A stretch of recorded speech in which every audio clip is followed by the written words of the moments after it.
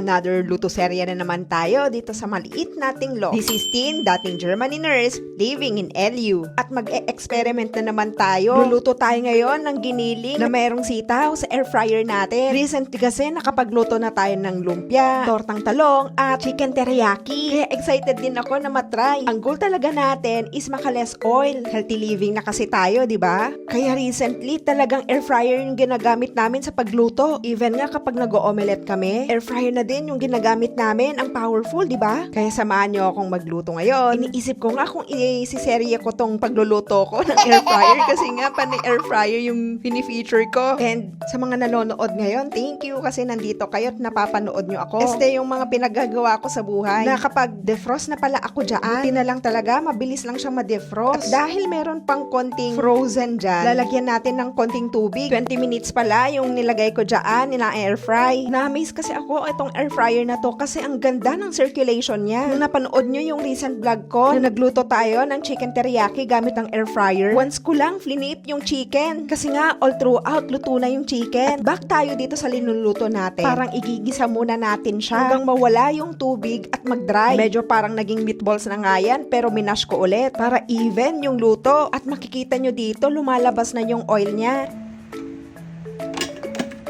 Yan yung tinatawag na natural oil. Take note, hindi na tayo naglagay ng cooking oil dyan at hinalo ko pa hanggang maging even ulit. Then, after natin haluin, naglagay pala ako ng pepper. Gusto ko to na ginagamit. Mas mapapalabas talaga niya yung aroma at spiciness ng pepper.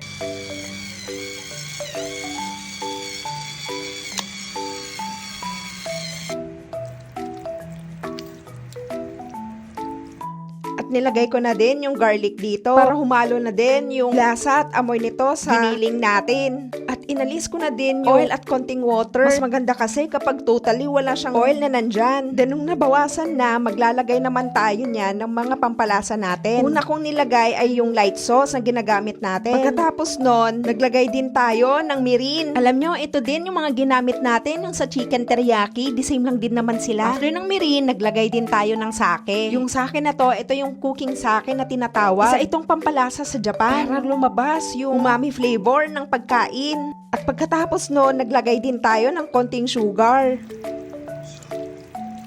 Pagkatapos no, naglagay din ako ng sesame oil. Healthy din kasi ito, tong sesame oil na to. At hindi ko pala hinalo dyan yung sitaw. Ise-separate natin at iboboil. Konting sitaw lang naman. Once maluto itong sitaw, lalagay naman natin dito sa linuluto nating giniling. Nakikita nyo kung gaano kaganda yung kulay ng ginisa natin. Meaning, nahalo na yung mga pampalasa na nilagay natin kanina. At doon na din natin ilalagay yung lutong sitaw. Tapos halu-haluin lang. At pagkatapos nun, air fry lang siya ng 2 minutes para humalo yung mga lasa. Then luto na. Alam nyo ba na hindi ko pa tinitikman yan kaya surprise kung anong lasa. Ganon din kasi ako kapag magluluto, surprise na lang kung anong lasa nun. Tapos kumuha na din ako ng rice. Mga konti lang yung rice pero parang marami na din yan.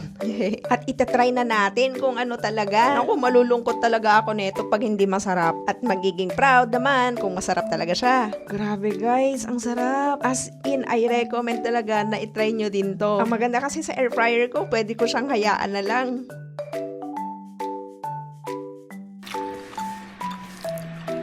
At nung kinahapunan, gumawa pala ako ng matcha. Yun, nung una kong natikman ng matcha, ayoko siya. Pero nung natry ko ulit sa isang cafe, grabe, hinahanap-hanap ko na siya. At nung time na pumunta kami ng Japan nung May, bumili na din ako ng matcha powder. At grateful ako kasi nakapunta ako dun sa Uji. Yung Uji kasi, yun yung made na matcha city ng Japan. Nakita ko doon kung paano nila gawing powder, yung green tea leaves, at paano nila ma-convert para magawing matcha. Magandang benefit ng matcha. Mataas ito sa antioxidant. Compare sa kape, mas mababa yung caffeine nito. Nakaka-relax kasi kapag umiinom ako ng matcha at dahil nagtitipid din tayo na yung gumagawa ng matcha natin imbis na pumunta pa tayo sa cafe. Inaral ko din kung paano gumawa at madali lang naman.